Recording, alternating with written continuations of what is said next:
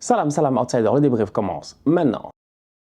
Le Paris Saint-Germain perd aujourd'hui 1-0 face à Lyon et le PSG encaisse sa deuxième défaite d'affilée à domicile en championnat. La vérité, c'est que franchement, c'est des tocards. C'est des tocards en fait. C'est que la vérité, c'est qu'on est arrivé là. Je pense réellement que tous les fans du PSG en sont arrivés à la même conclusion. Voir aujourd'hui leur équipe jouer n'est absolument pas intéressant, quelles que soient les stars qu'ils ont dans cette équipe-là. Parce qu'aujourd'hui, le PSG a perdu face à Lyon. C'est grave. Franchement, c'est grave. Perdre de cette manière-là à domicile, c'est très très grave. La performance n'est pas aboutie. Les joueurs individuellement, ils ne se sont pas gérés. Et collectivement parlant, s'il vous plaît, on n'a même pas besoin de parler. Il y a des questions à poser, à savoir quels sont les exercices, quel est le travail, quelles sont les mises en place qui sont faites par Christophe Galtier. Cette équipe, elle est insuffisante. En fait, c'est ça. Ils voulaient gagner la Ligue des Champions. Pour aller où? Tu as vu le banc qu'ils ont aujourd'hui? C'est-à-dire que même quand sur le terrain, ça ne fonctionne pas et que tu te retournes sur le banc pour te dire, OK, j'ai besoin d'une option, deux options, tu n'en as pas. Tu n'as que des gamins sur le banc. Des gamins, tu les fais rentrer et après, tu te mets à les critiquer. Mais que veux-tu? Franchement, que veux-tu? Le petit là que vous avez mis en défense centrale, le petit, il vient, il rate 2-3 occasions, il rate 2-3 passes en début de match et tout, et là automatiquement tu sens qu'il est déjà sous pression. C'est pas normal. Dans un match comme cela, normalement le Paris Saint-Germain devrait compter, je dis bien sûr, un effectif beaucoup plus étoffé. Aujourd'hui, c'est pas le cas. Et c'est dommage. Franchement, c'est dommage. Il n'y a pas grand-chose à dire à part c'est dommage. La performance, elle est décevante. Tu as un milieu de terrain, tu te poses des questions. Marco Verratti, vous l'avez encore une fois renouvelé. Moi, je veux comprendre sincèrement, en fait, quand est-ce que Marco Verratti va commencer à jouer le football que tout le monde attend qu'il joue. Tu ne peux pas être un joueur comme ça dans un club comme le Paris Saint-Germain où tu te dis que les gars, ils ont l'ambition, je dis bien, de remporter le plus grand trophée en termes de club dans leur continent et qu'au milieu de terrain, ils ont encore Marco Verratti. En plus de ça, ils ont renouvelé son contrat. Il y a des questions à se poser. Il joue aujourd'hui face au milieu de terrain de Lyon et Verratti ne fait pas un bon match. Mais ce n'est pas parce que tu as fait la toupie, je dis bien, 2-3 fois que ça veut dire que tout le monde doit être bluffé. Mais en fait, moi, je veux comprendre, en fait, quels sont les critères aujourd'hui de performance au Paris Saint-Germain. Mais il y a des questions à se poser. Le milieu de terrain est under the level. Le système de jeu n'est pas bon. Le gardien de but, on se pose de temps en temps des questions. En fait, il y a trop de questions. Et je ne parle même pas de Léo Messi, qui est célébré en Argentine, qui te sort des top performances là-bas sans aucun problème, qui revient au Paris Saint-Germain. Tu regardes son jeu en tant que tel et tu sens que, ouais, que veux-tu que je te dise? Peut-être la motivation n'est pas là. Les gars ne se gèrent pas. Personne ne se gère. Franchement, personne ne se gère dans cette équipe-là. Absolument personne ne se gère. Kylian Mbappé, aujourd'hui, il a énormément essayé et tout. Mais c'est important, je pense, d'avoir un système de jeu qui puisse fonctionner avec le joueur. En fait, je me suis assis et je me suis dit, OK, à la fin du match, tu fais quoi? Tu blâmes Mbappé, tu blâmes Messi, tu blâmes l'équipe, tu fais quoi en fait? Mais l'effectif n'est pas bon, le système n'est pas bon. L'effectif et le système n'étant pas bons, évidemment, les deux ensemble, tu les mets ensemble, tu as ce genre de performance-là. Donc, une équipe qui a le ballon, qui est capable de loin d'avoir des frappes. OK, Renato Sanchez, Marchin, Vitinha et tout. Bon, en première mi-temps, Vitinha, la première occasion, là, c'était quand même bien joué. L'ouverture, je pense, de Kylian Mbappé pour Vitinha. Normalement, peut-être que si c'est Messi, le lob là, il ne le rate pas et c'est 1-0. Mais est-ce que c'est suffisant? C'est pas suffisant. Franchement, ce n'est pas suffisant. Dans un week-end où tu regardes les autres équipes qui sont qualifiées en Europe, tu regardes comment le Milan, ils ont tapé le Napoli 4-0. Tu regardes comment le Bayern, ils ont tapé Dortmund 4-2. Tu regardes, je dis bien, comment le Real, ils ont tapé Valladolid 6-0, même si ce n'était quand même que Valladolid, tu vois. Tu regardes, je dis bien, Manchester City. Comment ils ont gagné aussi. Tu regardes toutes ces équipes-là qui sont encore en lice pour le trophée que toi, tu espères gagner. Regarde comment elles ont performé. Et regarde comment toi, tu as performé. Mais à un moment donné, sincèrement, il faut se regarder devant le miroir et parler à Luis Campos. Ce n'est pas une question de descendre, de se plaindre, de crier comme la dernière fois, machin, ouais, il y a penalty, il n'y a pas penalty, tout ça. Ce n'est pas ça le plus important. Même s'il y avait penalty, même si le Paris Saint-Germain gagne ce match-là face à Lyon, ça ne va pas. En fait, je ne sais pas comment expliquer mieux que ça. Je ne sais pas comment expliquer l'affaire. Je ne sais même plus comment vous expliquer l'affaire. Même si Paris avait gagné aujourd'hui 1-0 face à Lyon, ça ne va pas. Mais après, s'ils gagnent 1-0, ouais, non, le PSG, ils sont en train de tenir le championnat, oui. Mais non, ça ne va pas. C'est nul. Ah, mais je ne sais pas quoi dire d'autre tout en restant très très poli. Vous me connaissez, on n'est pas dans les insultes ici, ni quoi que ce soit. Franchement, nous, ici, on n'utilise que le mot tocard. Mais ça, c'est le summum du tocarisme. C'est le tocarisme à son paroxysme. Quand même, franchement. C'est incroyable. C'est incroyable. C'est incroyable. J'ai regardé le match aujourd'hui, j'étais choqué. J'étais là, devant la télé, j'étais choqué. Le boy Barcola, là. Regarde comment Barcola, il récupère le ballon sur le côté. Il a Danilo, il a Achraf Hakimi.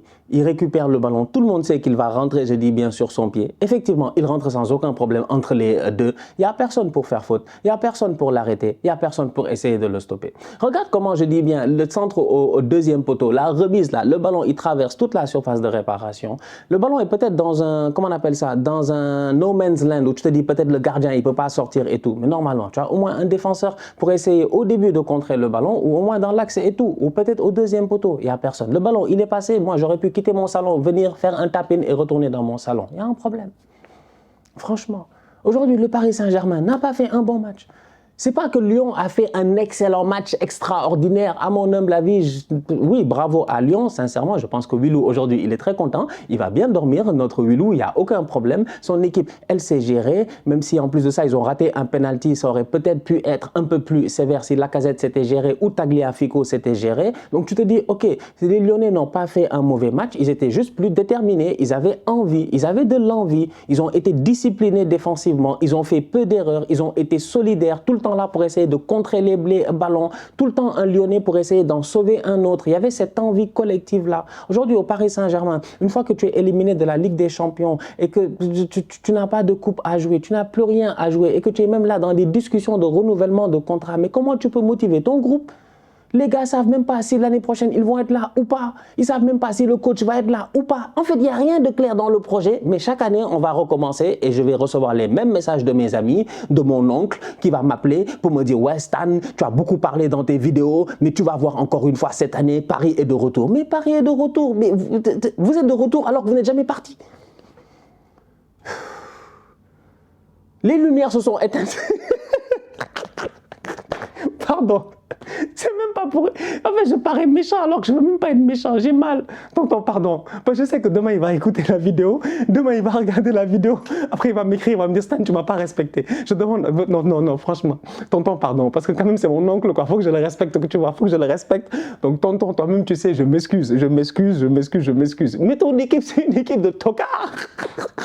Tu me fatigues. Tu me fatigues. Tu me fatigues. Il se connaît très bien, le tonton dont je parle. Il me fatigue. Ah, mon cousin aussi, il me fatigue. C'est toi et ton fils, tous les deux, vous me fatiguez. Dans 2 semaines, le PSG va jouer face à Lyon, face à Lens. Regarde.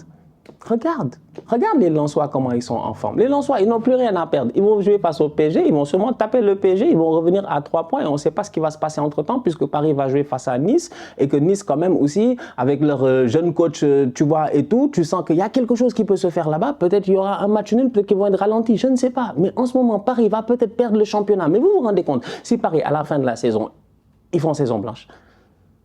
Donc j'appelle ça même saison blanche, je ne sais même pas. Ils ont gagné peut-être la Super Coupe de France ou whatever, trophée des champions, je ne sais même plus en fait. Mais si tu ne gagnes pas le championnat et la Ligue des champions, même les coupes, je te pardonne. Mais à Paris, si tu ne fais pas championnat ou Ligue des champions, c'est pour moi, c'est que c'est presque une saison blanche, c'est encore une autre saison ratée. Et ce n'est pas la première. Je ne sais plus quoi dire.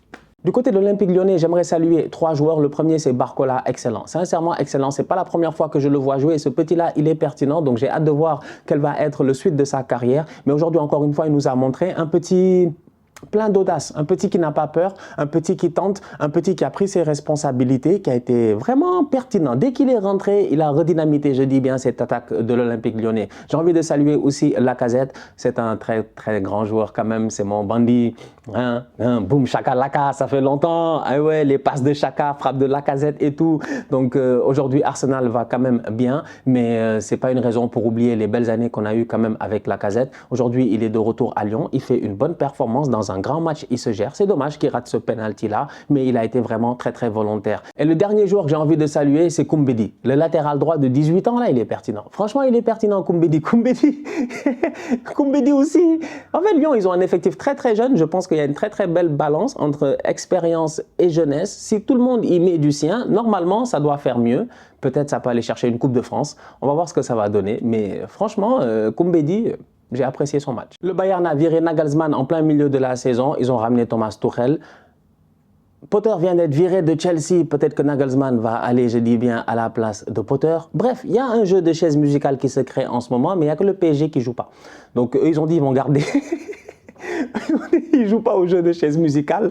Eux, ils ont dit ils vont garder, je dis bien, leur Christophe Galtier. Il n'y a pas de problème. Vous pouvez garder Christophe Galtier. Franchement, en toute honnêteté, entre vous et moi, je ne suis même pas contre le fait que Christophe Galtier y reste. Mais c'est juste le cadre qui doit changer.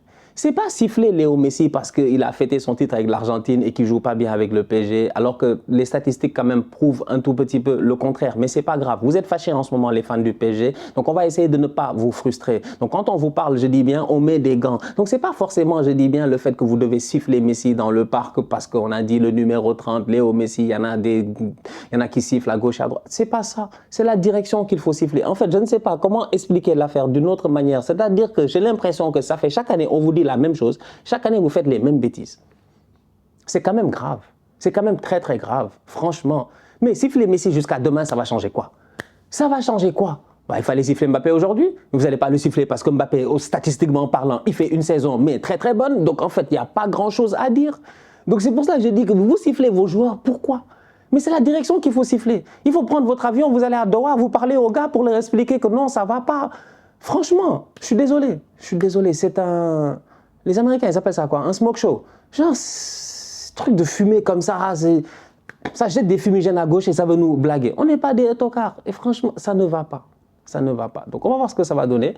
Mais là, la fin de saison, quand même, est très, très intéressante au niveau du PSG. Moi, je pensais que ça allait être tranquille, que Paris, ils allaient venir, ils allaient se qualifier, relaxer tout, ils allaient gagner le championnat. Mais là, Marseille et Lens ont leur coup à jouer.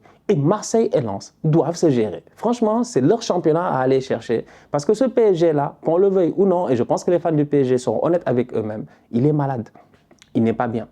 Il n'est pas en forme. Il n'est pas en confiance. La famille, on se capte très bientôt pour un nouveau débrief. D'ici là, on continue à liker, on continue à partager. On s'abonne, on s'abonne, on s'abonne. On est ensemble, on reste en santé. C'est le plus important. Tous outsiders.